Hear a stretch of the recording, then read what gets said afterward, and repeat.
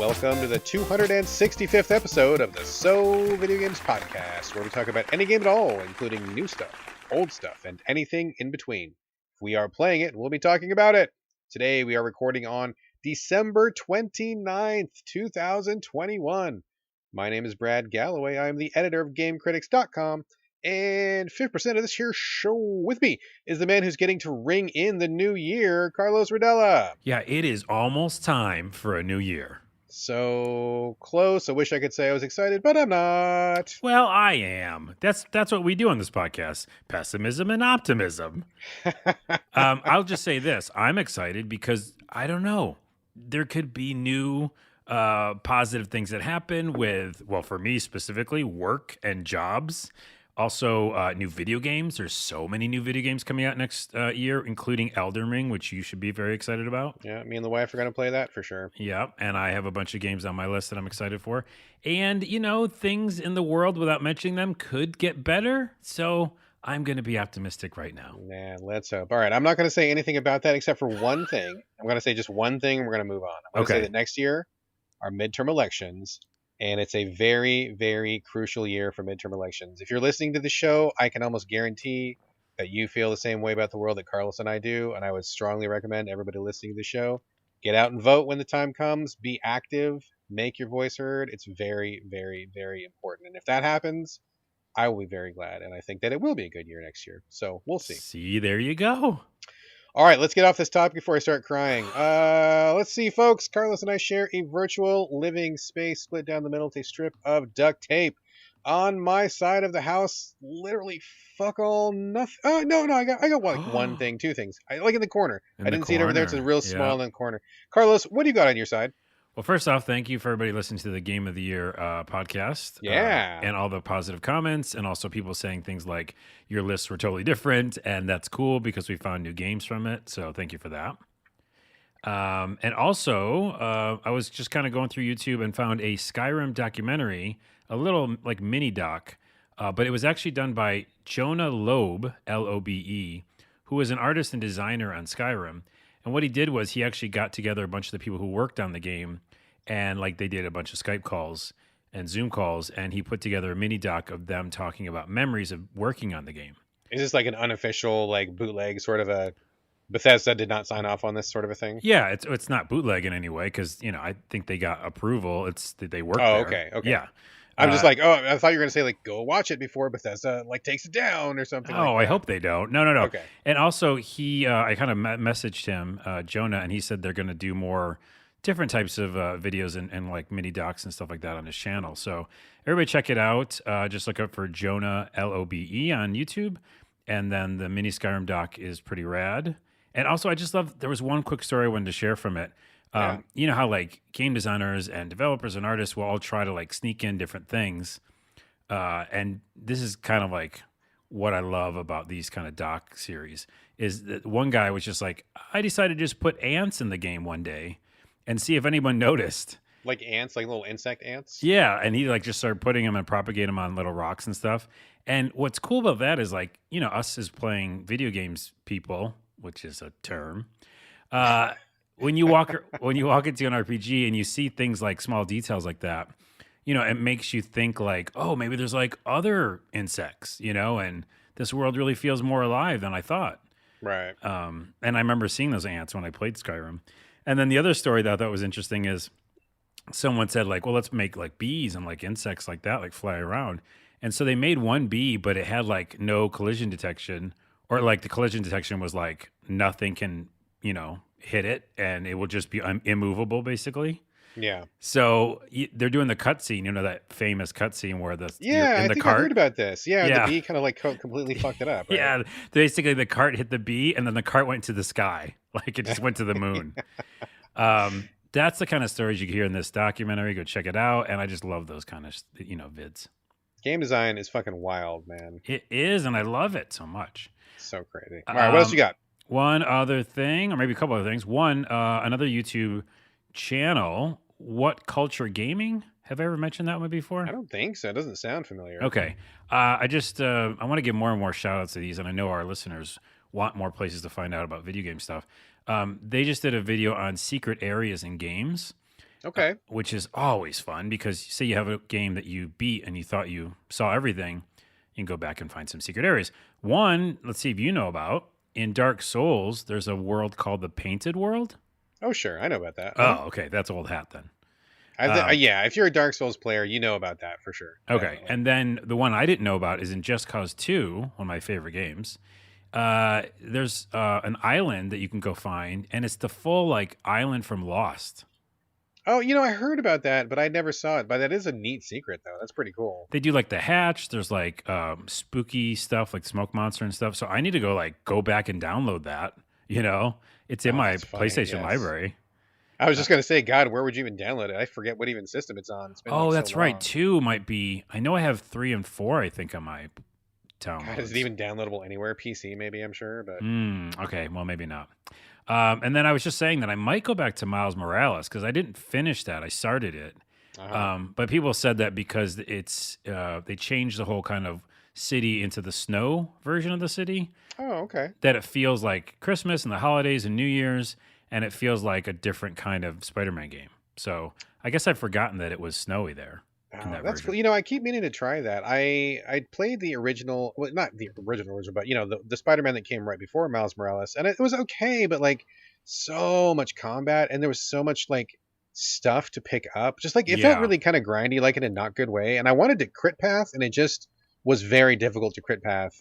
So I bounced, but people were saying that Miles Morales is a much more compact experience, which is really what I was looking for. And I love Miles anyway. I mean, Into the Spider-Verse is like one of my top favorite movies of the last decades probably. Yeah. And he's a great character, and just seeing what they were going to do with it, on top of having the whole sign language element in that. One of my friends was the sign language coach for that game.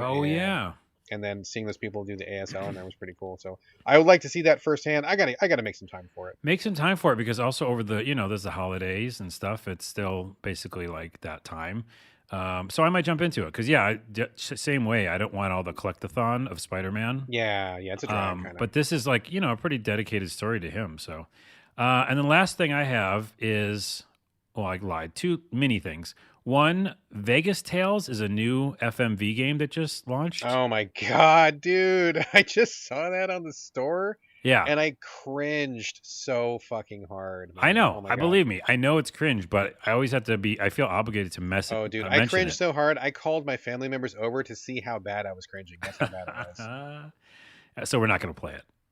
Oh my God. So like it has that guy, the actor, I forget what his name is. It's the guy who played the Vulcan on Star Trek. His name's like Tim something. I forget. But he was like the first picture when you look at the screenshots, and I'm like, oh, it's that guy. I'm like, oh man, like, oh, I feel bad for you because it looks like you're filming this on someone's phone in someone's living room, and it looks like so low rent and embarrassing. I'm like, oh man, I hope this guy's not hurting for work because I feel bad for him. Well, he might be. It's just it looks like it. It looks like it from this context. But I was like, no, geez, this looks terrible. It looks awful. I just had to bring it up because it's anything FMV we have to mention on the show. It looks bad. It looks bad. And then I might go back tonight to Neo: The World Ends with You, because I heard a bunch of reviews about it in this kind of end of the year, wrap up stuff. Is that the right name of that game? That's not the right name. Neo: The World Ends with You. Yes, it is. I'm looking at it on my PlayStation. Is it? Oh, is it NEO? Yeah, Neo. Okay. NEO. Okay. Because I was like, I know. Okay, gotcha. You're typing it in. It's on my PlayStation. Yeah. I'm looking at it. They renamed it. Okay, because I was thinking I thought you were combining like Neo as in the Dark Souls clone and The World Ends with You, and I didn't realize they had renamed it. Okay, that was. Oh yeah. Well, no, they didn't rename it. This is another game. It's a new game. Oh, is it a new game, not a remake? Yeah. Oh, okay. So it uses some of the same ideas, which not saying spoilers because I know a little bit of the mystery of what that game really is. So it uses some of the same kind of concepts from the first game. Okay. And there is an anime too, by the way. And so when I first bought it, I was watching the anime. So always an anime. There's always an anime. So anyways, just enough people said like, hey, it's just like really fun. And it's actually like a 40, 50 hour RPG. So, me and RPGs might jump back in. I 40, 50 hours. I shut down for a moment there. I just blacked out. I was like, I noped out so hard. I had to give you smelling salts. Yes, I'm being revived right now in real time. Well, anyways, okay, that's all I got. What's your 2 little things? Nothing major. I was just going to say, the wife and I have been kind of getting our grown up quality time at night because it's COVID, everybody's at home. My son is 12, and he's kind of doing the 12-year-old just about a teenager thing, and so we like to spend some time together just on the couch and hang out, and just have some silence in the house and husband wife time, and we watch some shows that we probably wouldn't watch with him around. And one of those, I think I tweeted a bunch about it last week. Pen 15. I know you're a fan of this one, right? Yeah, I think I mentioned it on the show a while ago. Yeah. Yeah. We just actually just finished it. It's like basically like two seasons, or maybe like 2.25 seasons or something. It got kind of messed up with COVID, and I think the stars actually both got pregnant during the filming, and they had to take a pause or whatever. But And did you see the cartoon in between? yeah, we Yeah. watched the cartoon in the middle. So I mean, for people that don't know, it's kind of a weird coming of age exploration of what it's like to be in junior high. But the two stars are both women. I mean, they're like in their, I don't know, 30s or something, but they dress up and act as though they are 13 in the show. So it's kind of a weird thing at first, where everybody else in the show is like literally actually 13 and 14 years old, but the two main stars are 30, but they're dressed up like teens, and they got like backpacks and they got braces, and it's kind of a weird mental disconnect. But like once you get into it, you kind of forget that they're actually that old, and you kind of just roll with it. And it's a really wonderful show. It mirrors so many elements that I can remember from my own childhood. I know my wife felt the same as well, where all these traumatic moments and embarrassing moments and awkward moments, and those events may not mirror exactly what my life was like, because I was never a 13-year-old teenage girl. But a lot of that awkwardness, or the being unsure, or not knowing how life is going to go, like those kind of moments, I think really rang true, and I think will be pretty universal Yeah. for a lot of people who grew up in the maybe the 90s or the OOs or whatever.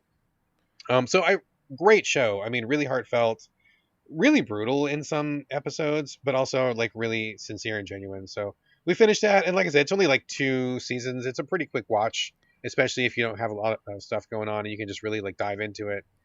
So definitely a thumbs up on Pen 15 for sure. And I know you're a fan. Yeah, I'm a big fan, and I would say people don't have much time and I mean, it's weird. You have a lot of time because you're home, but people don't have a lot of time. So Yeah. I don't know what I'm saying, but I would suggest the first season and the cartoon, and that's it. Because I watched second season too, but it just didn't have the same oomph. And I don't know if it's because the schedule was definitely different. But I just think the stories they told and the way they told it and the arc it flew, just perfectly together. I just think season 1 was like a masterpiece. I mean, I agree. I would disagree though, because I feel like season 2 is when it took a turn, whereas season 1 was like, I mean, a lot of comedy, a lot of funny moments, a lot of like exploration. But I feel like when they got into season 2, it was definitely about like, hey, we're kind of getting older. Hey, we're getting these issues that are not just so easily brushed off. I mean, there is definitely like a lot more darkness and a lot more like serious stuff. But I felt like it was really valuable and really good in a different way. Like it's kind of like a definite shift in the tone of the show. Right. It's definitely different. Yeah. I enjoyed that first version or first shift. But that being said, yeah, I love it, and I love them, and I've seen them on talk shows talking about it, and yeah, you get over it pretty quickly. It's crazy. It's they morph into these characters. It reminds me, by the way, a little bit of Big Mouth, which I'm not sure if you're a fan of, but it's on Netflix. Oh man, dude, I love Nick Kroll. I love the Kroll Show. Oh my god, one of my favorite. The Kroll Show is one of the best shows ever. Oh my god, so fucking funny. In fact, I keep meaning to rewatch it because my wife and I went through the whole thing. I don't know where it is. There's a bunch on YouTube, but remember we've talked about it, I think, on the show actually. Yeah. But there's so many sketches that I love about it. I think it's on iTunes or something. We bought all the seasons, and like the Kroll Show is fucking brilliant. We did watch a couple episodes of Big Mouth, and man, it's pretty out there. Like, I don't know that we were ready for it in the right frame of mind, because for people that don't know, it's on Netflix. It's a cartoon, again, about growing up, teenage, preteen or teen, tween years, whatever. But man, it's really graphic, like shockingly graphic in a lot of ways. And I think my wife and I we had our hair blown off a little bit, and I think we kind of put a pause on it for a moment. It's hardcore, and what's weird is it's a mixture of kind of like Simpsons was, but it's much more rough. And vulgar, but like the fact that like adults can watch it, like I can watch it and be like, oh, remember back to when I was going through those things when I was, a kid, and then also like laugh at the really intense stuff. Yeah. But that's what it is tricky, because like if a younger person's listening or watching, it's like it's definitely like the stuff they're going through for sure. Yeah. But there's no way, dude. I would never let my son watch that. It's so intense though. Yeah. Yes. And by the way, the Christmas special, I don't know, man. The Christmas special. Should I say this? Nah, you better say okay. It. Let's save it. It's a Christmas special. It's pretty freaking intense. That's all I got to say. And I was like, and I'm an adult. So yeah, exactly. All I'm saying is, go ahead. No, I was just gonna say Big Mouth is a lot, dude. Even for me, and I feel like I am not faint of heart. I am not a prude, and even for me, Big Mouth was a little bit too much. Yeah, and I just think that like it's funny because there is some same energy though of like, oh yeah, in Pen 15, like we're going through these really awkward things that whatever. Anywho, what's your other thing? The only other thing, just kind of along the same vein. So we wrapped Pen 15, and we're like, oh man, that was great. I don't know what we want to watch next. We kind of go back and forth between comedies and horror series, but neither one of us was feeling horror. We were like, oh, I feel like we want to laugh some more, especially because that second season of Pen 15 got a little dark. So we wanted to lighten it up a little bit. So we started watching, what is it, The Last Man on Earth? Starring Will Forte. Have you seen that? Yeah, you're late to the party on a couple of these shows, but I'm glad you're here and at the party. Okay, so sidebar. That's actually a thing that my wife and I have been discussing because modern life, dude. I mean, my preferred way to watch shows these days is to wait until they're over because I cannot stand waiting for the next episode. Like the shit that Disney's doing, like week by week for each episode, drives me up the fucking wall. Or like you watch the best season of a show, and then it's like, oh, taking a break for the season, going to do some more next year, and it's like that drives me crazy. I mean, one of my favorite shows of all time is iZombie. You ever seen iZombie? Yep. Oh my god, I loved iZombie. My wife and I were huge fans when we got into it. They had only made, I think, like 4 seasons, and I think ultimately, there's 5 total. But we kind of binged them 1 through 4, and then we hit the pause where we got caught up, and they're like, oh yeah, we're going to be coming back next season, and it just like killed the momentum. We came back to it. We forgot what we had watched, and it was like we had already watched like 10 other shows in between that, and so we were like, fuck it, we're gonna like watch it from like episode 1 again and just get back into it, which is what we're doing now. Yeah. But I don't want to watch any show now until it's done. Like, give me the whole thing, and I just want to like I'm sure that like advertisers and producers are screaming like, you got to watch the show, you got to support the show. Like, I get it, but at the same time, my brain can't handle this whole like waiting for more shit. Like I think just modern times has ruined me. So well, yeah, and also like it's case by case because some even HBO shows will be like, oh, here's the whole season, Yeah. So it's show by show. Yeah, but for me, man, marathon is like the only way I can even watch TV anymore because I need to watch it at my pace, not at any other pace. Otherwise, I get crazy. So anyway, that's kind of why we waited to watch Last Man on Earth. I don't know when it wrapped up, but like we checked it. I'm like, oh, is it over? And they're like, it's over. It's all done. I'm like, okay, perfect. Now we're gonna jump in. If I like it, I can like watch it all the way through, as many episodes per night as I want, and we don't have to wait for like them to make more or anything. So we got through the first maybe like 3 or 4 episodes, and I feel like it's really funny in a lot of ways. And I'm not sure if we're gonna click with it all the way because I feel like there's a little bit of potential for it to go a little bit sour. There's a lot of like, I don't even know how we can say it. Like a little like we're just about to the part where physical appearance is going to start playing a role in the next episode, and there's been a little bit of it in the show so far because the main character, Will Forte, people who haven't seen it, Will Forte, it hasn't been explained yet, and don't spoil it or anything, because we're just starting it, but he ends up being literally the last man on Earth that we know about. So he's got like the entire United States for himself, and he just kind of goes Looney Tunes. He's like, he has a swimming pool full of tequila, and he steals paintings from a museum, and he's bowling with cars and like whatever, and he starts like all this giant like pile of pornography, and he's just like obsessed with it and everything. And then this lady shows up, and it's like all of a sudden like appearance starts being like, oh, maybe she's ugly, maybe I don't like her and stuff. And I don't know, like it may be funny. We're gonna give it a couple more episodes, but like I don't like that kind of humor where it all becomes about that, right? It's not. I can do that for you. It's not. Thank you. Yes. Okay. Yeah. Good. Because I was like, we were laughing, but then once it started being about like superficial appearance, we started to cool off on it a little bit, and I'm like, I'm not here for like ugly girl jokes. I want this to be like more meta and funny than that. So let me just give you a quick synopsis because I watched, I think all of it except the last season.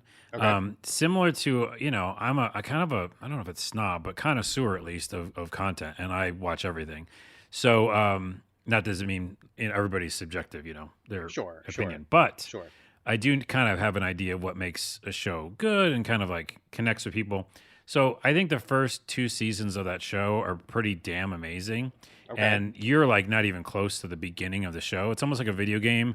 You haven't even like started haven't got the credits. The good part yet. Yeah. Okay. The credit, or not the credits. The title card hasn't come up yet. Okay, makes sense. So come back to me like on another episode, and we'll have this be a recurring thing or something. But at some point, you understand what the show is.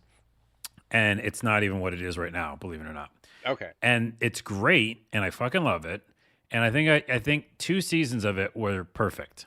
And I think how many seasons are there? 4 or 5? I think there's 5 total. Yeah, I think that's too much. So okay. That's unfortunate, but at the same time, means you still can have a great time. But I just feel like I'd recommend you watch a couple seasons and then see how you feel. All right. Well, we were down with it until it started getting a little weird, and then if you say it pulls out of the nosedive, cool. We're going to hang with it. We'll watch some more tonight. But anyway, I will give you a further report as we see more episodes. But that's all I got on my side. Any last little bits? Are you good? Well, just because we're talking about shows, and maybe we're going to do this every week. I mean, I have too many to talk about, and we have to get to games. But I am finishing up the 2nd season of Witcher.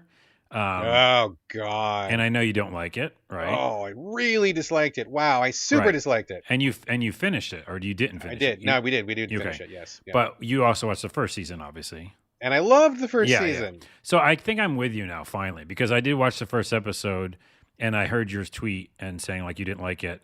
And I had only seen like the 1st episode of the 2nd season, and I liked that episode a lot, actually. That was a great episode. That is one of the best episodes of 2nd season. And then you're right; it does feel like it's meandering, and I think a lot of it comes down to production when they were shooting it. I don't know, or also just showrunners and writing, but it does feel a little lost.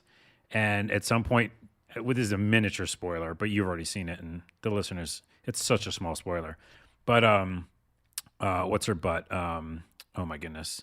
Ciri or Yennefer? Yennefer does some crazy thing where she like lets that one guy go.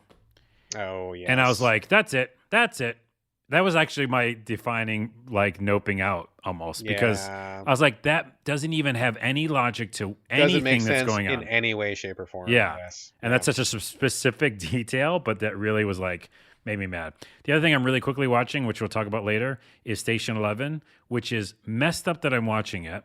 Because it's about a pandemic, but dude, every fucking show's about a pandemic these days. I know. Dude, like seriously. And it's like, when you go through a thing, people write about it and they make shows about it and stuff. So sometimes it's therapeutic and sometimes it's too soon.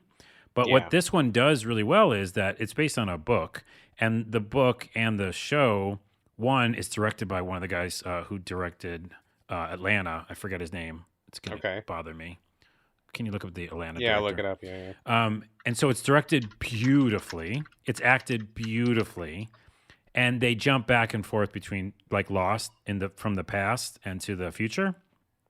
And the future is super, super, super forward past the pandemic, right? It's like the world is like Last of Us style, right? And people are like traveling. There's a traveling circus, and they do Shakespeare. And it's all about like this new world, which is really interesting and simple and no technology. But then they'll jump back to when, this epic pandemic that was actually worse than ours, wiped out a lot of people. And so it's enough that I can handle it because they jump back and forth. And I do like the positivity because it actually has positivity, which it's not a downer of a movie or show. So it's really interesting because it's really interesting.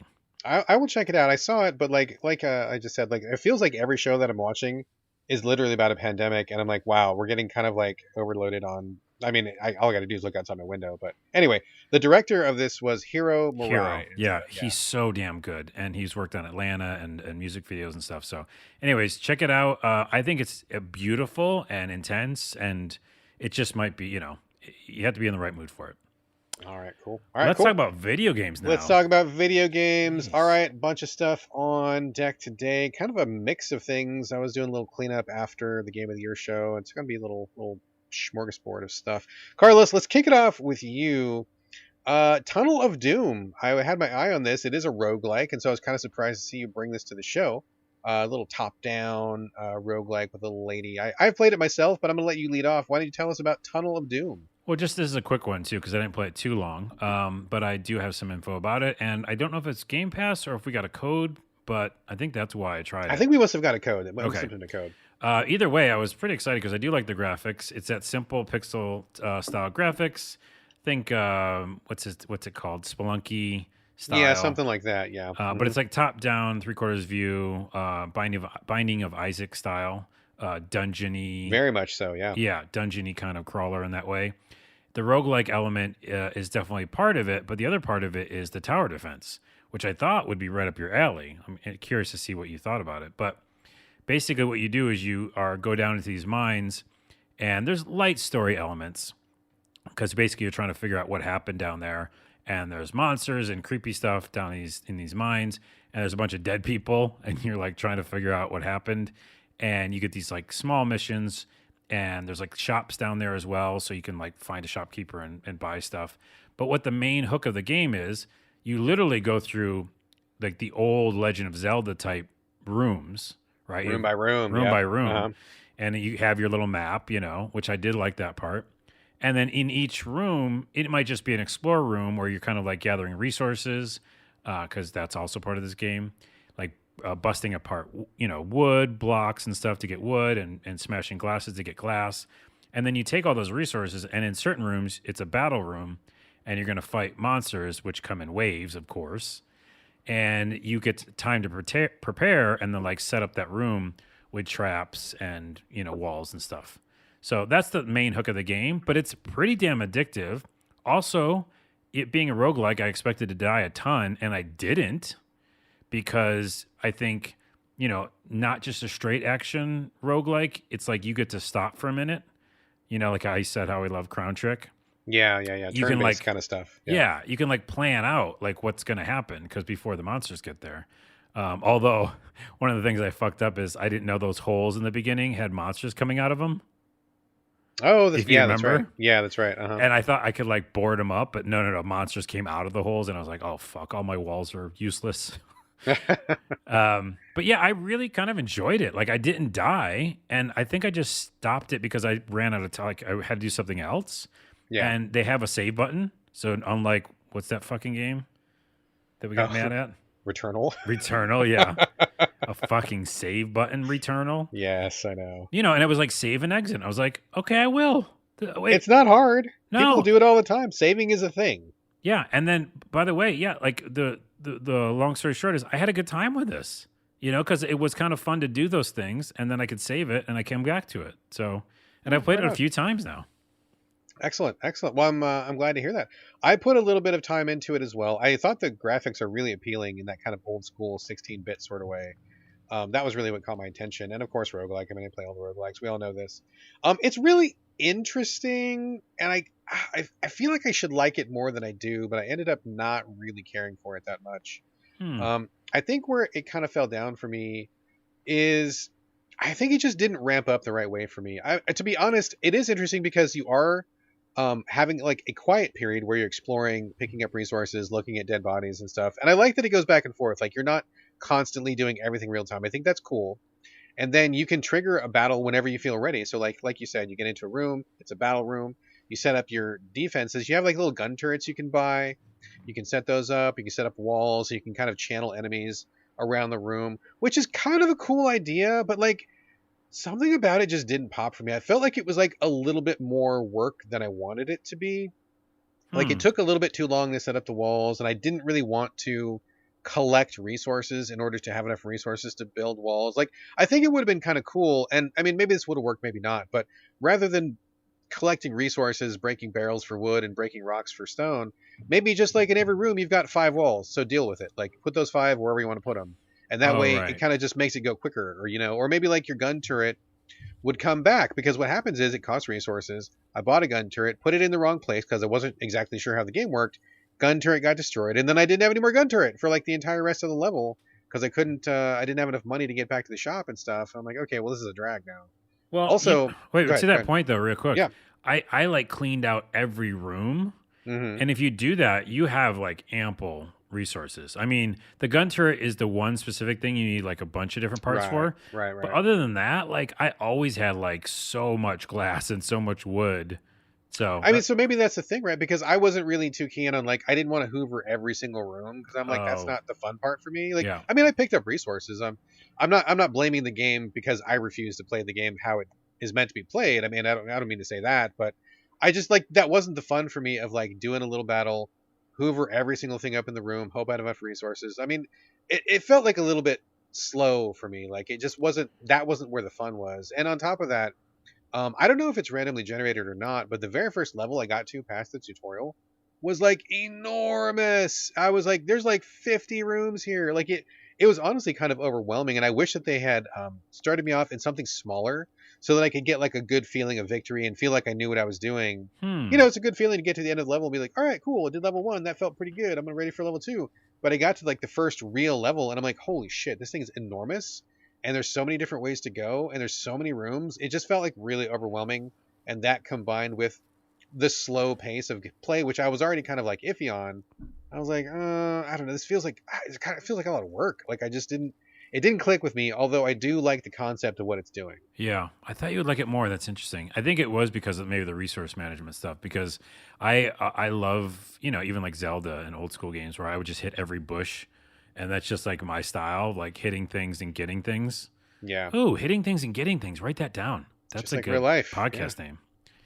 But yeah, I think I enjoyed that stuff. And so I always had like a bunch of resources. Also, my first map was pretty short or small. So maybe it is random. I mean, maybe so. Like, I could not believe how big the map was. It really blew me away. Like, it was way too big. Wow. Like, this is all right. nuts. So. Anyways, I still think it's a suggestion, though, or a recommend for me. I think it's interesting. I bet with a couple patches and a little bit of tweaking, it would be pretty cool. I really like the concept. The graphics look great. It just didn't quite land perfectly, but I feel like there's some good stuff there. So maybe it's still worth checking out for people who want some a roguelike that is not exactly like the other roguelikes we've gotten lately. Right, which is my favorite kind. There we go. All right, Carlos. Now we're going to talk to you again about a little game called For the King. Now, funny story. I've bought this game, I feel like at least 4 times. Oh, really? How many times have I played it?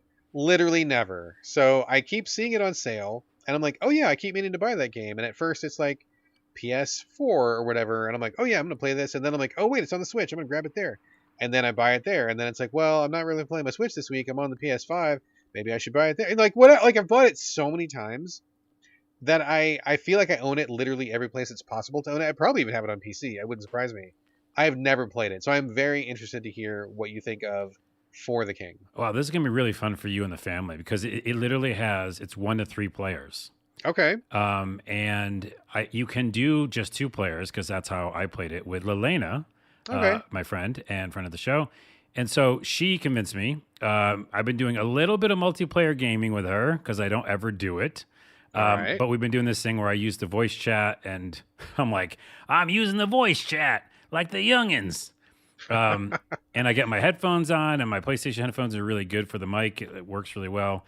So we've been chatting in there, and then she's like, let's play this because I've played it before. It's really fun. And it's really like a D&D campaign, but also Call Decept, or like a board game. Okay. Okay. And you played Call Decept. Remember that game? Oh, I love Call Decept. Yeah, one of my favorites. So it's got this huge board that's randomly generated with a bunch of different things on it, like monsters and missions and, encounters, like places you can go, towns, castles, you can buy stuff. And again, it's beautiful because it's like there's so much stuff, and it's so random. I say it's like D&D because you each have your own turn. So again, it's 1 to 3 players. We did it, me and Lelena, just 2 people. And you take turns, and you literally do dice roll style, and it just does it for you, kind of random, how many spaces you can move. And then you take your little character and move them. In the very beginning, by the way, you get very limited kind of character classes, but it's more about like the weapons you pick up and the levels you go up and stuff. Okay. And so then you get to a different spot, say it's a monster.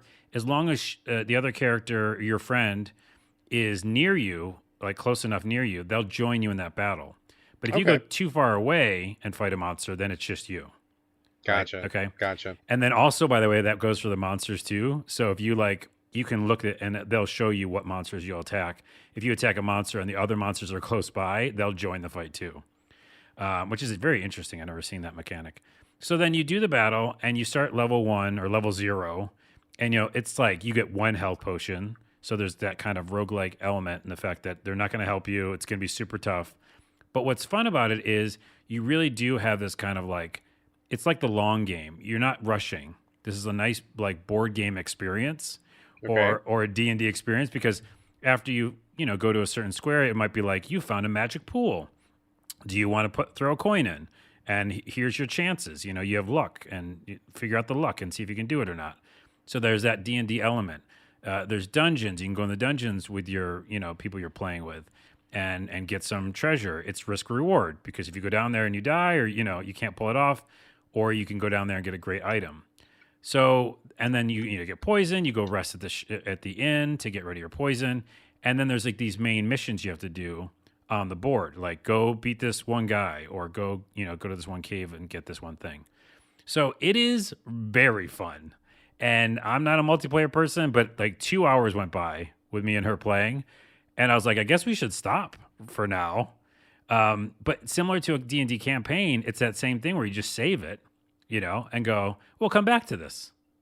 So that was going to be my question. This all sounds pretty fun. I guess specifically, is this a board game in the sense of like, every time you start up the game, it's just a brand new game and like you're picking a winner? Or is there like a story campaign? Are you trying to beat the game, or is it just one of those games that you play just for the fun of playing it? No, there's a multitude of answers to that. There's many modes. So when you go to the main home screen, there's like, 5 modes or something. And now there's so much DLC, because it's like been out for a while. But like the main story that I picked, like the first one, is like a mission, like a campaign kind of thing. And you just go as far as you can go. And then, like if we we didn't die at all, by the way, in this whole like 2 hours. And we had to really strategize, and you share potions with each other and you upgrade your stuff. So we did a good job, but at the same time, we're still working towards a main campaign goal. So that's the answer. But there are other modes like, beat the Frost Mountain or something. And I think they are handled more like just boards. But it's just so cool, because it really does feel like, you take turns. And I was just like talking to her, and she's like, I'm okay, I have to go do some things. And she's like in her inventory, upgrading something. Or she's like, I'm going to go to this town real quick. I'll be right back. I got to go heal. And I'm like waiting for her because it's, her turn. Mm-hmm. And then she ends her turn, and now it's my turn. So it did feel like a D&D campaign mixed with the board game. Interesting. And then is it turn-based combat, I assume? Is it kind of like JRPG style combat? Yeah. And the first thing I did, me, is I found the 2-handed sword that I could buy. Of course, doing the melee. And I just bashed. I bashed this one guy so hard his bones fell out. Nice. And I was like, that's pretty great. Is there a dodge roll? There's no dodge roll because it's turn-based. You really can't dodge. You could dodge, but it's all, based on stats. Sure. I can't recommend it enough. It's like, especially for you three, oh my goodness, I feel like you're going to love it. Well, I fucking bought it like 5 times, so all I got to do is go upstairs and fire it up. I got it everywhere, so that's good. Pick the first one. Pick the first thing you see on the menu, which is like For the King campaign or something. Okay. All right. We'll give that a shot. All right, cool. Sounds excellent. I'm going to crack into that this week, I think. Cool. Okay, let me talk for a minute here about Pawn of the Dead, which I am playing on the Switch. I haven't played it for very long. I just basically scratched the surface of it. So why this caught my attention is it's ostensibly a chess game. And full disclosure, I am terrible at chess. I am just not very good at chess. So I'm just going to say that up front. And that's on me. I take full ownership of that. But this is a story-based campaign game where you play a king and all the battles happen on a chessboard. Apparently zombies show up in your kingdom. But all the pieces are like little people. So you have the king, he's got a sword and a crown. The queen, some buxom lady, she's got a sword also. Your knight is like a dude that has a horse for a head. The rook is like actually shaped like a castle. So there's like cute little animations, and you do battle, and the enemies are, obviously chess pieces as well, but they're also kind of like zombies. And so you watch a little cutscene, and it's like, the zombies have broken through. They're coming to the kingdom, and we got to fight them. And then it goes to like a series of chess-based battles on these little boards. So with that in mind, I thought it was really interesting. I wanted to see like what unique spins they could put on it. So far, it seems cool. There's different difficulty levels, which is great. I put it on the absolute easiest, like nice. Baby newborn infant level, and even that is kind of like a little bit too much for me because, again, terrible at chess. But it's not a full chess match. It'll be like you start a match, and it'll be like the king will start off in check because there's maybe like one zombie that's like in the square next to him. But then like your queen is nearby. You've maybe got like a rook, and then there's like maybe 3 or 4 pawns nearby. And it's not a full board, right? You're not playing a full chess game every single time. Oh, it's that's like, smart. Yeah, it's just like they give you like little scenarios where it's like you're in check right here. How do you get out of check? And you've only got like 5 pieces on the board. So that is like way more my speed, which I think is great because chess can take a fucking long time, and I don't know that I want to play 85,000 matches of full chess, but it's like little scenarios, little skirmishes, which I think is great. Animation is kind of simple, basic, but it's good enough, gets the job done. Cutscenes are pretty basic, but they get the job done. So far, it's interesting. Apparently, there is an aspect to the zombie pieces where they can infect other pieces. I haven't really gotten into that too far yet because I've had some pretty good luck. I haven't lost one, and I've won all the matches I've played so far. Thank you, easy mode. Yeah. But I do believe that if the zombies infect a good piece, it'll turn that piece evil. So that's an added wrinkle that's not in normal chess. And also, I do believe that some of the pieces move a little bit differently than I'm used to. Most of them were normal, but I think the pawns have extra mobility, which was kind of throwing me at first. I mean, maybe I'm misunderstanding it, but it seemed to me like they were more mobile than I expected pawns to be based on my, admittedly, very limited knowledge of the game. Well, they can go 2 moves in the first time, and they can go diagonal. To attack, to attack, yeah. That's what I thought. But I felt like, and again, this might be on me, but I felt like in one of the matches the pawns were kind of moving backwards. Like they weren't limited to just move forward.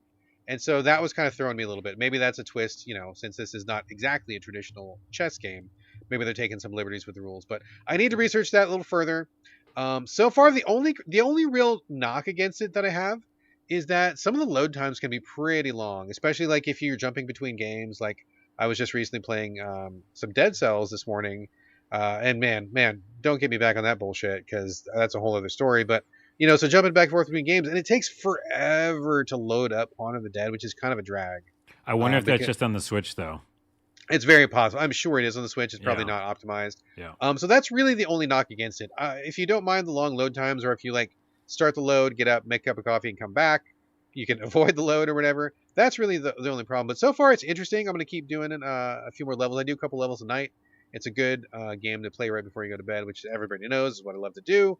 And it's interesting and different and small and contained and it's fitting the bill right now. So I think it's pretty cool. I need to explore more though. And I was going to say it would be really interesting to see what that infection does because not many of these chess type games or chess variations like change the rules that way.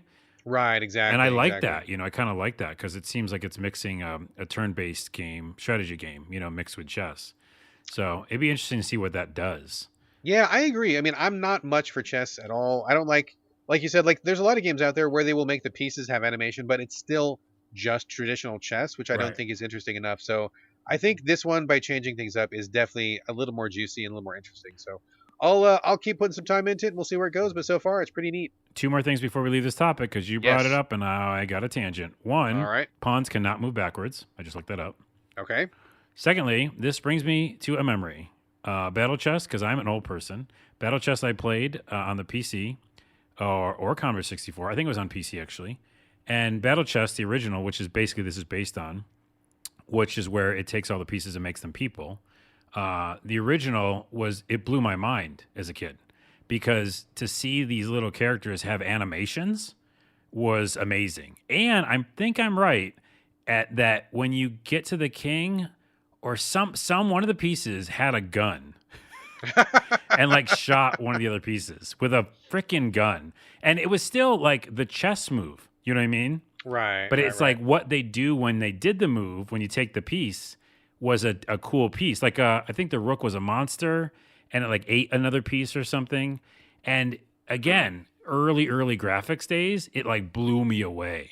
Sure. I was like, I remember Battle Chess. Yeah, for sure. Yeah. For sure. So anyways, that's just a memory that I was like, that brings back memories. Well, along the same lines, one of my a good game in the same bucket is Archon. Did you ever play Archon? I love Archon. However, we never talked about it on the show. Oh my god! So that is also a very chess-like game, but the twist being you have monsters instead of pieces, and the twist on top of the twist is that when you actually capture a piece, you don't just capture them like you do a full-on battle. So like if you no piece automatically gets the other one dead. Like you might have a dragon, you might have a soldier, you might have a troll or something. You go to fight this other monster, and like you got to actually like do the fight. And if you win, then you take you sweep the board, you take all their pieces. I thought that the most brilliant thing ever. I'm like, I love this game. I wish somebody would make an updated version of Archon, man. They should. I'm crazy, crazy brain that we haven't mentioned on the show before.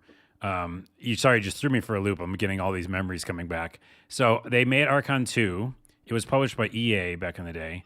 One of my favorite games of all time. I know I say that a lot, but I have to put that up there in the top 5 or something, because it is that beautiful mix of like strategy and chess, and then when you get to the spot, you have to do the actual, active combat. Actual gameplay, yes. And if you're like a little gnome, you move slow, and you're going against a really fast dragon, you're like screwed, Literally, as we're talking, I'm getting like smells coming back to me. Because I like Are you having a stroke? Are you okay? No, good smells, like, like of food being cooked and a fireplace or something. I play this with my cousin a lot. And yeah, it just blew my mind because it was so great. And all the different characters on the board, yeah, like it handled differently when they got to the, combat section. Yeah, so rad, dude. What a great fucking game. Like I just love that game so much. I haven't thought about it in years, and I would love to see somebody take that same concept.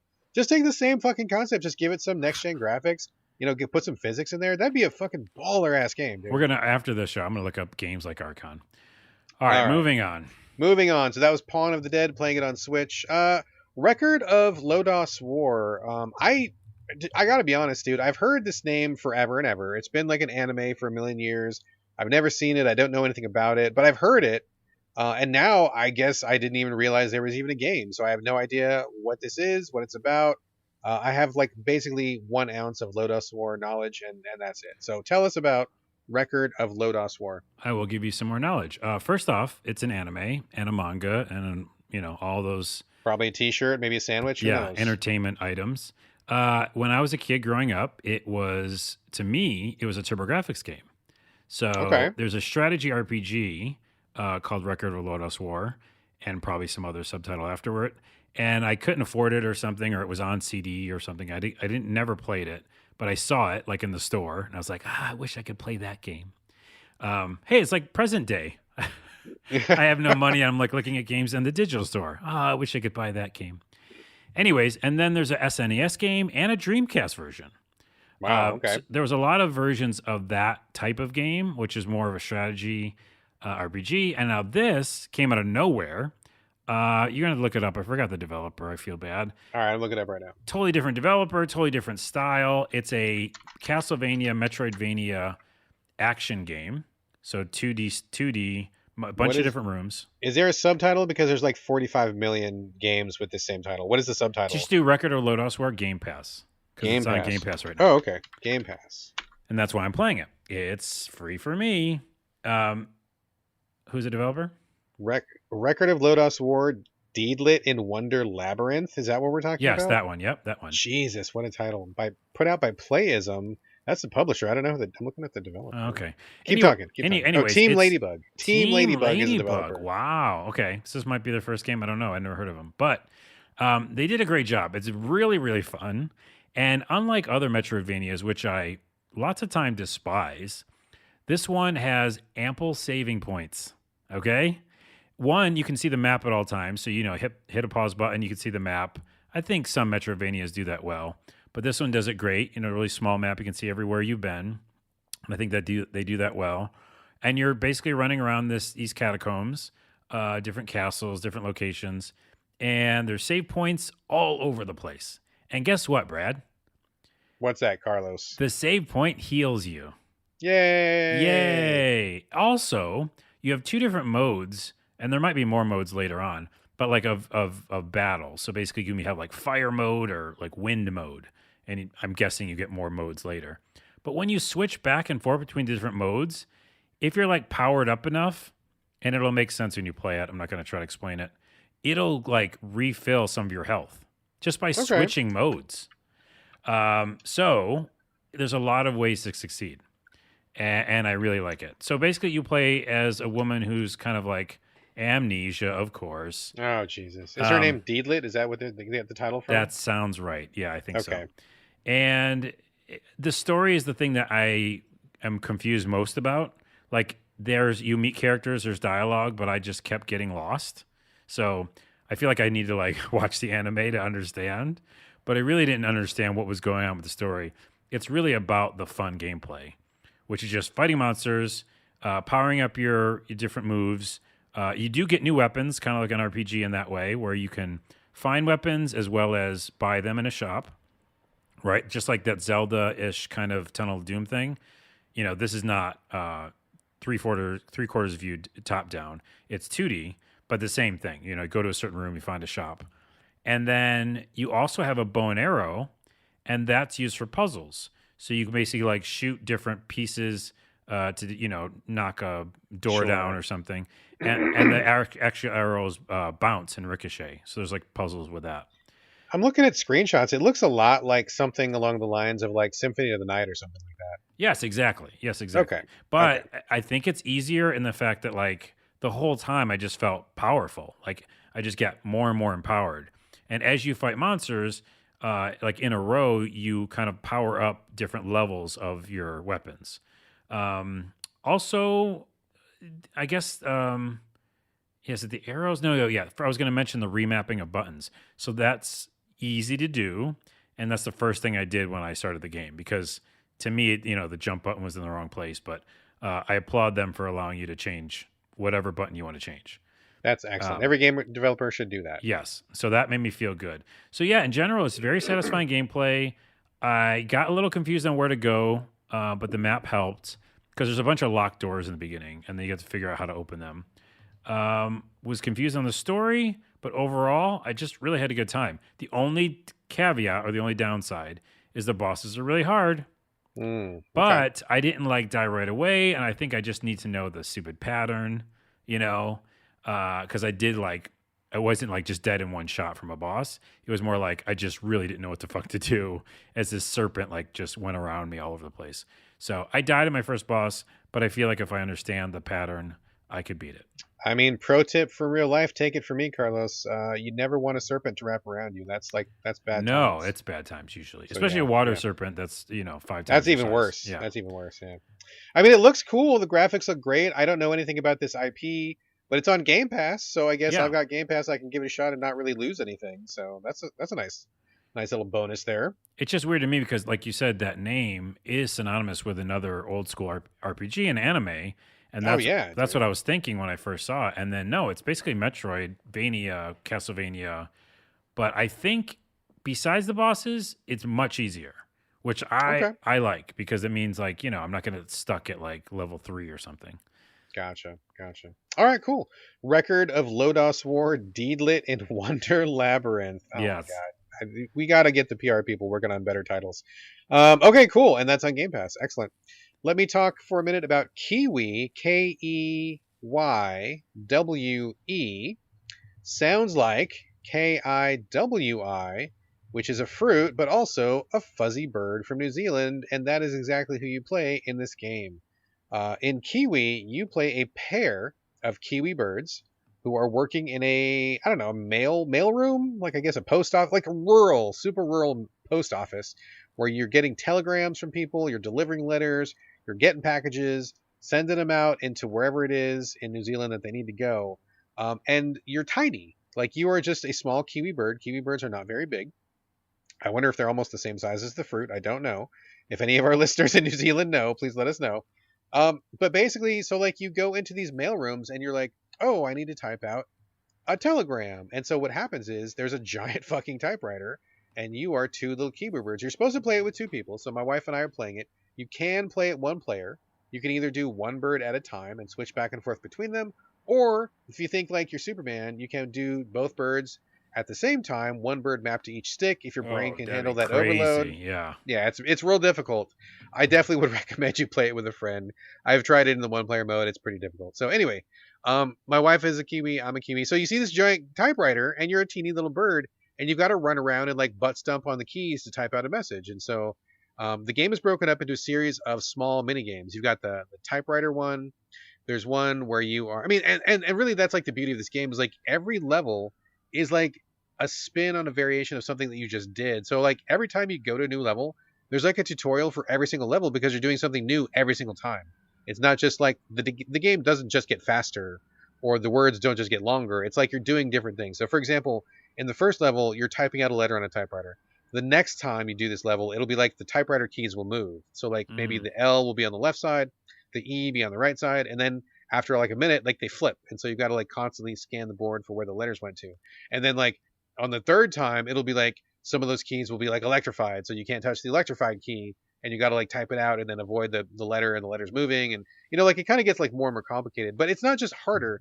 There's a lot of other games where you're shipping packages and sometimes there are these little conveyor belts. You got to push the packages around and sometimes you got to put labels on them. And you're just trying to work all the machinery by being a tiny little KeyWe. You got to work together in a lot of these, obviously.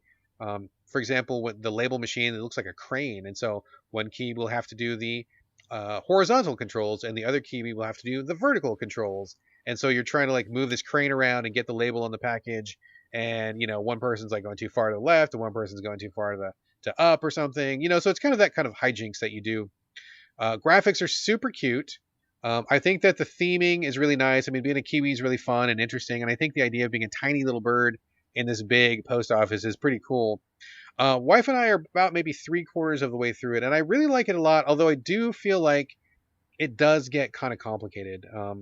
Learning something new every single level is kind of a lot. And so we're kind of just doing like one big chunk of levels per day because I felt like we were both kind of getting kind of frustrated and burned out a little bit because it ramps up pretty quick. And I think the last level we did, I started to get that whole, I don't want to play this game right now because it's making me mad because, you know, like sometimes when you play the 2-player game, like, you know, Cook Serve Delicious or Overcooked. Yeah, you know, that kind of thing. Where like, if you're not in perfect harmony with your partner, like they're doing something and it's not quite what you're doing and you're doing something that's not quite what they're doing, you know, you got to be judicious with that because I'm not looking to get into a fight with my wife. I don't want her to get mad at me either.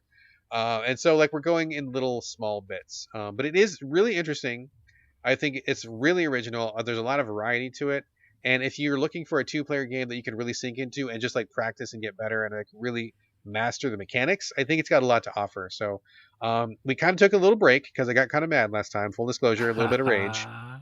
And that was me, rage. not KeyWe rage. KeyWe rage. Yeah, that was me. That was not the wife. I fully own that. So we're gonna come back to it and keep playing. I would like to roll credits on it, but it's very cute, really fun, and very different. It doesn't really seem like anything I've played lately, so it's pretty cool. Yeah, you would feel like it would want you to like get good at the solving of the puzzle or whatever you're doing, the mechanics, and then like just give you another board of that, you know, and then so you exactly. Like, yeah, you're still good at it. You know what I mean?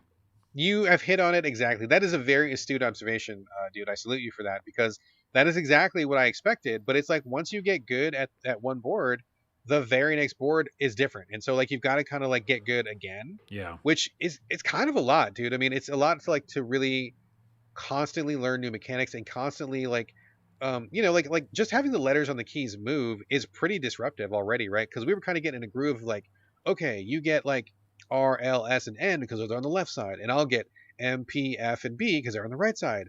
And then we kind of got a little rhythm going, did pretty well. And the next level, like the keys are mixed up, or like the keys are electrified or something, and it's like, oh fuck, like our system doesn't work anymore because there's constantly something new. And getting back to feeling like you're a scrub at the beginning of every single level is kind of a lot. Yeah. So it's challenging and interesting. It's definitely more difficult than I thought it was going to be, but I still like it. I think it's definitely pretty fresh and cool. Cool. All right, that is KeyWe playing that on the Xbox X. Carlos, you talked last episode about going back to Biomutant, a kind of a third-person RPG action sort of a game where you play a little fuzzy mammal of some kind with a lot of mutations happening, different fur types and stuff, different abilities. You started it a while ago, and I don't know that you ever finished it. I started it as well too. We both kind of dropped off. You liked it more than I did, but you mentioned last episode you were going to come back to it, so I assume you came back to it. Yeah, I'm like all in now, like all in. I'll tell you why. But first off, I was watching Station 11, like I mentioned earlier, and that is about a post-apocalyptic world, not necessarily dark and dreary, but just different. But you know, with a lot of greenery, and it's not like a bombed out city. It's just like there's a lot of forest and regular nature around, but it is like way after bad stuff had happened, and that is what Biomutant is. So you know how I always talk about watching entertainment and then playing the game that's similar to it. It fits the bill for that, right? I like watch that show and I feel like I'm in this, you know, the world after a bunch of stuff has happened. And then I go into the game, and that's what Biomutant is. And I don't know if I mentioned this last time I first brought it up, but you play as a little critter. There's only like little critter anthropomorphized. Is that the word? You got it. Like critters around. They look like kind of people-ish. And there's no humans because humans are dumb. No offense, humans. No, they are dumb. Yeah. They are literally dumb. Well, we can be collectively very easily. And they blew each other up and, Fallout style. But this world in Biomutant, it's a mixture. Like there's radioactive zones, there's chemical zones, but there's also beautiful nature as well. And there's a lot of weird little monsters and your creatures and societies, like little clans of people around. And what I didn't mention, I don't know if I did, is there's a lot of messages about global warming and things that we're doing stupid right now with chemicals and, warfare. I just recently found this like blown out section where all these buildings are messed up and yet there's like, green overgrowth everywhere.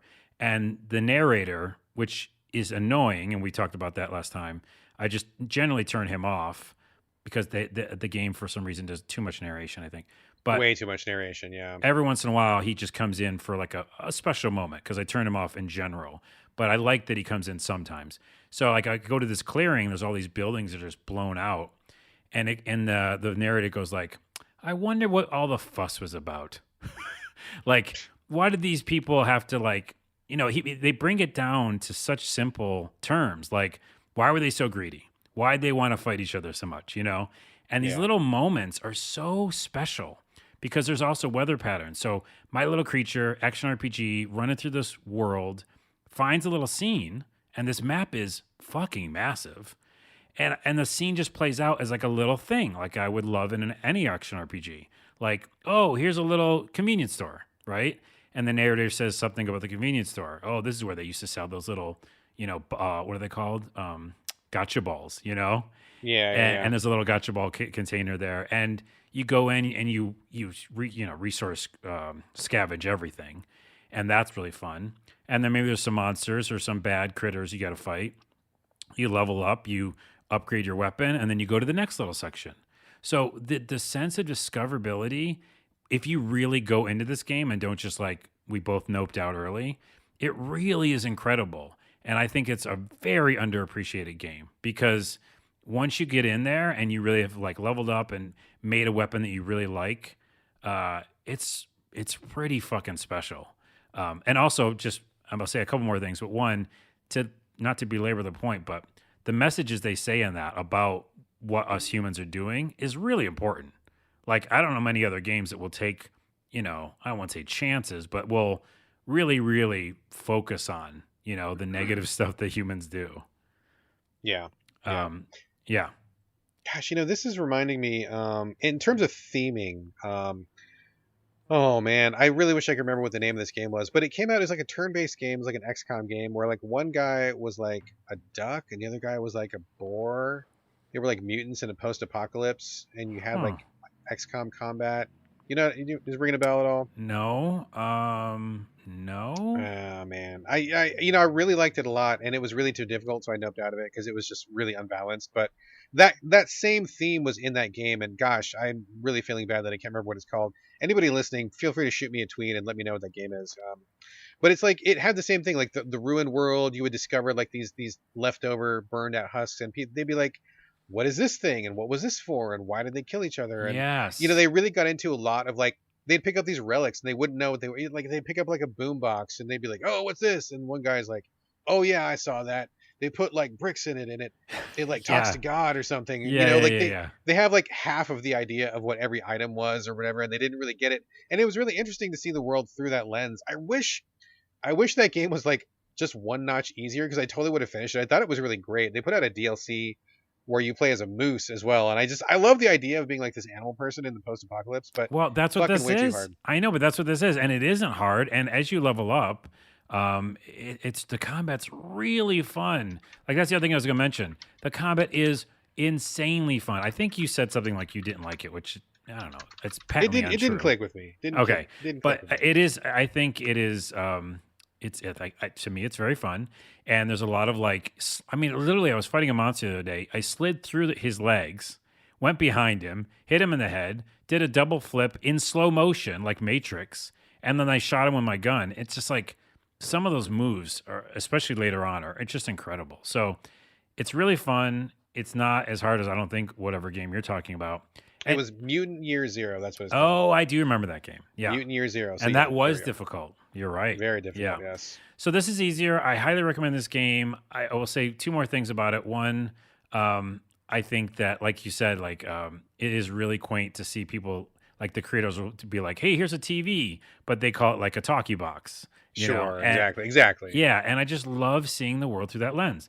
And then lastly, the only thing I'm missing two bad things. There's only two negative things. One, the bosses are, there's like 5 main bosses, and they're all the style of like you've got to do certain things to beat a boss, and I hate that. Right, like the first boss I fought, it was on water, and so I'm the melee character that runs and dodges and hits with a sword, so I immediately can't use my sword. Right. So I hate when developers do that. But to their credit, it's just the first half of the boss thing. You have to blow him up enough to be, now he's going to go on land. And then once he got to land, I was like, fine, right? So gotcha. I think the bosses are a little tricky with that because I don't like the fact that they give it like gimmicks of how you have to beat them. And the only other thing I'll say is now, because I've been playing so many new games, we could use a patch for like better graphic textures because it's awesome, really great lighting, and it looks great, but it's just like a really good PS4 game, at this point, because they were working on it for so long. It was quite a while in development. It was really a long time of it. So again, not discrediting them, and I'm going to like still tweet this to them and say how much I love it, but it would be great if they're going to still work on it to just do one quick patch for like new consoles. That'd be incredible. I can't speak highly enough of this. I know you noped out, but I just think it's really special. And to the point that we always talk about in this podcast, it's really great messaging. Yeah. I think so. Interesting stuff. All right. That is Biomutant. I'm sure he was probably on sale during the holidays. I bet you can probably get it for a song. Maybe it'd be on Game Pass. Oh, yeah. I don't know. I'm playing it on PlayStation. I bought it full price, motherfuckers. Full price. All right. We'll check it out anyway. All right. One last game to talk about, and then a little bonus at the end here. I want to talk for a minute about Warhammer 40K Battlesector. Another Warhammer game. I'm going to ban them from the podcast. Dude, I got to play all the Warhammer games. I don't like playing actual Warhammer, but I love the world and the style and the concepts. I play literally every Warhammer game that comes out. We talk about it on this show. Every single one. And, as people know, Games Workshop, who are the license holders, they're real loosey-goosey. Like, if you got $5 and a hunk of cheese, you can make a Warhammer game yourself. They will let you. They will hook you up. There's one in Dreams, I think. Oh my! I'm sure there is, dude. It's so. There's probably many in Dreams. The downside of that is like half of the Warhammer games are total crap. Yep. Like they don't have very good quality control, which I think is a shame. But I got to play them all because you never know which is the good one and which is the bad one, right? And they're about 50-50. Like maybe 60-40, with 60 being the bad games and 40 being the good ones. I am very happy to say Battlesector is one of the good ones. I'm very thrilled. Top-down, turn-based strategy, kind of like a tactics game. It's not like XCOM in that you're doing like individual units and stuff like that. It's more about moving your army pieces around. Like you'll have a squad of like 5 riflemen. You'll have a squad of like 3 heavy gunners. You'll have like 1 scout vehicle. It's very much a replication of what the tabletop game would be, but with a lot of the rules automated and a lot of things kind of just like shortcutted to play smoothly on a console, which is great. That's perfect. That's exactly what I want them to do, and they totally did it, which is wonderful.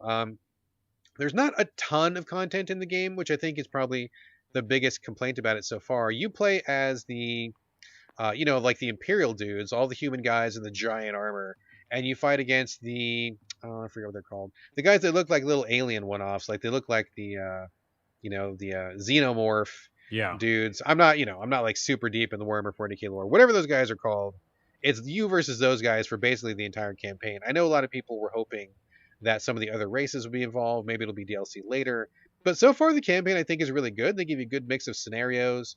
Sometimes you'll be in a place with a lot of choke points. Sometimes you'll be in a wide open area. Sometimes you'll be really overwhelmed. You got to hold out for a couple rounds. So they got a good mission variety. All of the units kind of function differently. They all have their own little, pluses and minuses. I think the camera in general is mostly top down, and it's zoomed out far enough so that you can't really see the detail of the characters, although you can certainly zoom in really, really close if you want to, which is great.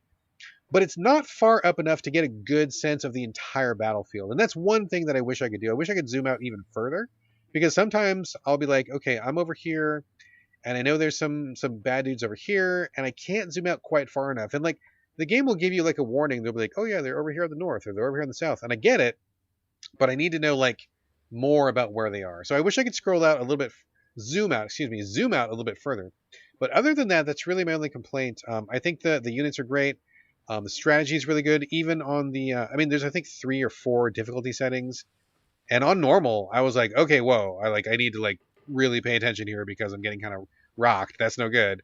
I've had to redo a couple battles, but I respect that, right? Like they're not they're not just handing you victory, and I feel like if you pay attention and you learn the little ins and outs of your units, I think you're going to do pretty well. It probably helps a lot if you know Warhammer intimately. I don't know it that well, like the tabletop version, so I'm kind of learning as I go, but it's great. Like some of the dudes have little jetpacks, you can move them around. Some guys have like heavy gunners. Like the monsters show up and just having these like really pitched battles with like these like a ton of dudes on the screen. It's pretty good. I think it's really well done. It's not overcomplicated the way that some of these Warhammer games are. Graphics are good enough. The tactics are pretty good. Combat is designed pretty well. I mean, I feel like it's really hitting in all the sectors it really needs to. And I'm really glad, because I do like to have a good Warhammer game. And I think I'm about maybe halfway through the campaign. And some of these battles can be pretty involved. Like I think, like an hour, maybe hour and a half per level is about what it's going. So if you literally like to like get in and like, sink your teeth into like a big turn-based battle with a lot of dudes on the board, this is pretty good. I love it. I mean, I wish that they would keep it going. I think the engine is really good. And if they could introduce new armies and new campaigns, that would be awesome. I would love to play this all the way through 2022 if there kept being more content. So dude, we'll see. Yeah. I have news for you. I think you like Warhammer, the tabletop game. I don't know. I think you do, because as I'm looking at reviews, everyone's like, this is tabletop, Warhammer tabletop game to a T. Like, this is the best version of the actual tabletop game.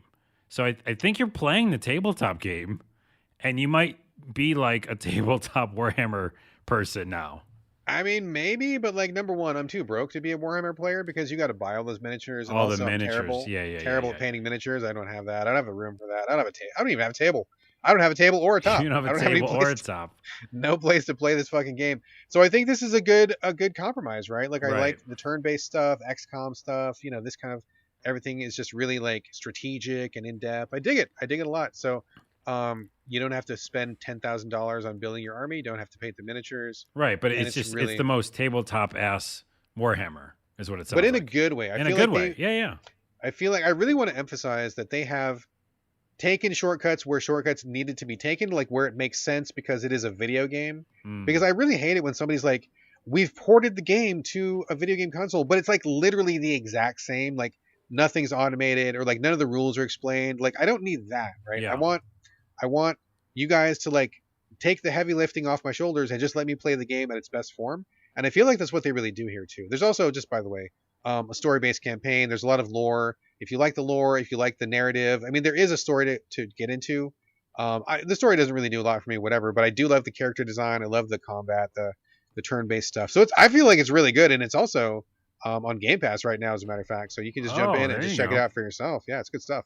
I might check it out too. I didn't know it was over there. So cool. Yep, it is there. It is on Game Pass. So that is Warhammer 40K Battlesector. Happy to say it's one of the good ones. All right, we are just about to wrap up the show, but I do want to just give a quick heads up.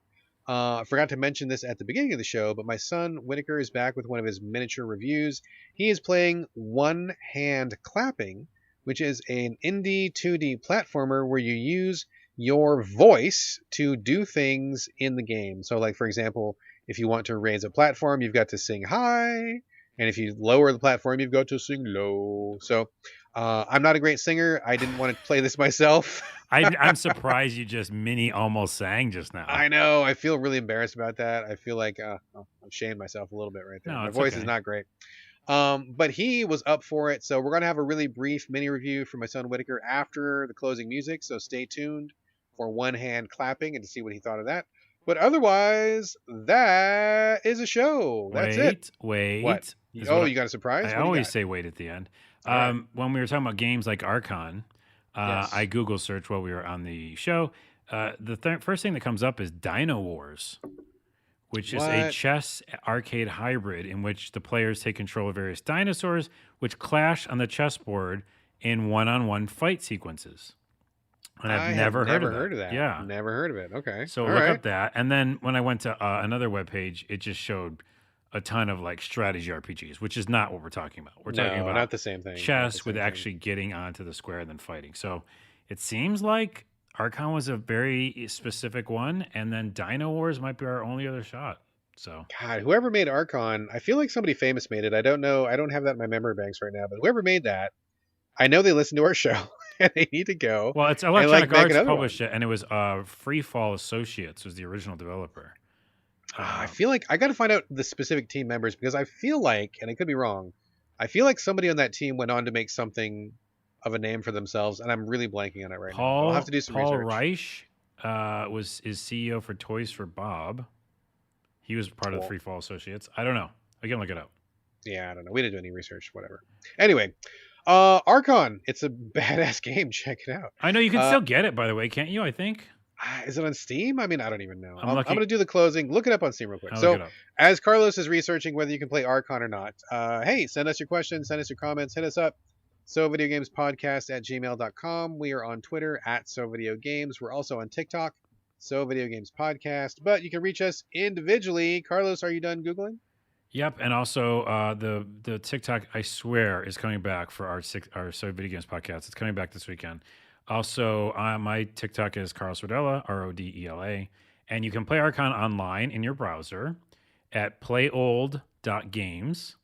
So look that up. And you can also you can play an NES version, but fuck that because that's not good.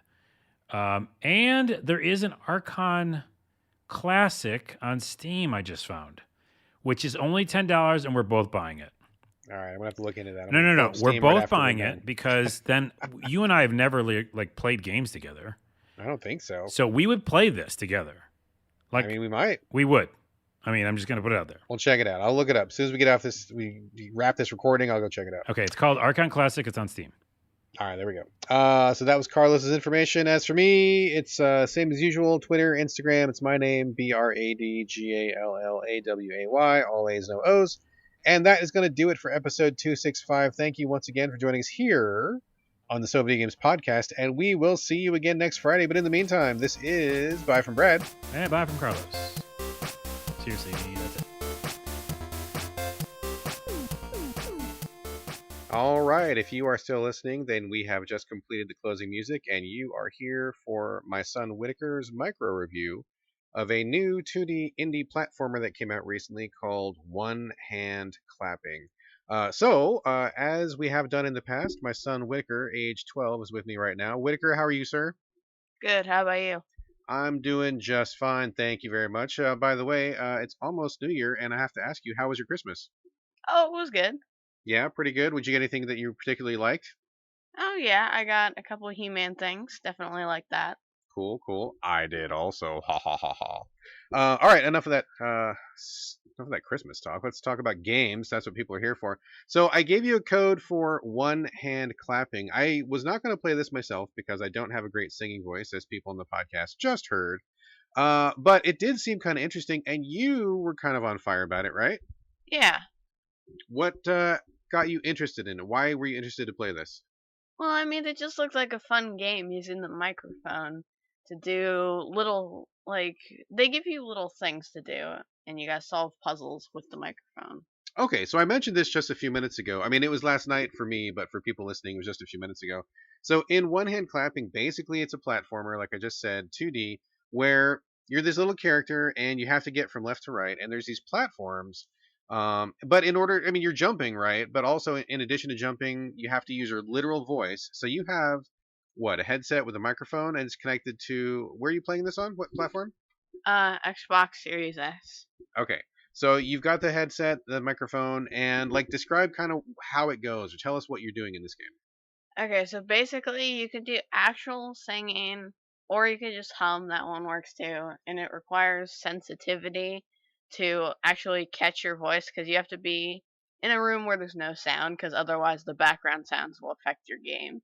Oh yeah, because you were mentioning that you were playing this game, and our next door neighbor has a lot of really big trucks, and when he started up his truck, it was ruining your game because what, the rumble from the engine was messing up your singing? Yes, it continued the singing, and I couldn't actually do the singing because it kept messing up the platforms and the puzzles. So that game has a sensitivity adjustment setting, right? So like you can make the microphone pick up more or less sound. Did you feel like that worked really well, or did it not work too well? Oh yeah, it did. Worked pretty well as long as there's nothing else going on in the background. Okay. So I was watching you play this for a while. I mean, it looked pretty okay, but the game looked, I mean, I guess kind of basic, I suppose. But then again, you probably wouldn't want it to be too complicated if you're using your voice for everything. How did you feel like the quality of gameplay was? I mean, I watched you like singing high and platforms went up, and then I saw you singing low and platforms went down. I mean, was that kind of the gist, or what else were you doing in this game? I mean, yeah, the first chapter is basically just doing these very small puzzles, but the second chapter is very complicated. Okay, like what is complicated about it? Okay, so there's a second AI that you have to match notes with, and the notes that they make you do are very, very high. Oh, so they make you do a duet with an AI character? Yeah. And then, so like you just follow them through the level or something, or how does that work? Yeah, they follow you through the level, and you gotta keep doing the music puzzles.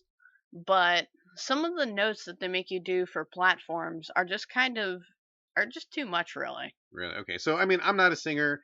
You're not really a singer. I guess my first question is, do you feel like you were doing okay at this game, even though you're not really, you're obviously not a professional singer, and I don't think we really sing a lot in this family. We're not like a musical family that way. So, was it?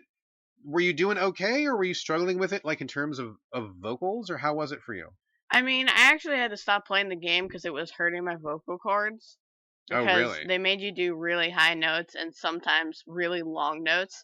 Because at one point you had to do a platform with one continuous note on 5 platforms, And so you just had to maintain one note all the way through. which required a different note to activate the pad. So you had to change your notes, which takes longer. So you can't hold the whole note while having the platform too. Gotcha. Okay. Well, this sounds pretty interesting, although maybe not the right game for my voice box or yours. But did you feel like the instructions and the tutorial was okay? Like, did they walk you through it pretty well, or how did you feel? Yeah, it was okay. It wasn't terrible, but it wasn't super great either. Okay. Well, so I guess overall, I think listeners probably have the gist of what this game is about. In terms of like, graphics and the stuff you were doing. I mean, was it pretty fun? Were you having like a good time, or like, how did you feel about it overall? Yeah, just a pretty standard indie game. I mean, is that good or bad? Yeah, it's good. Okay. Do you think that you are going to keep playing this, and would you recommend this to other people, or where did you end up landing on No, I'm probably not gonna keep playing this because it's getting very, very hard.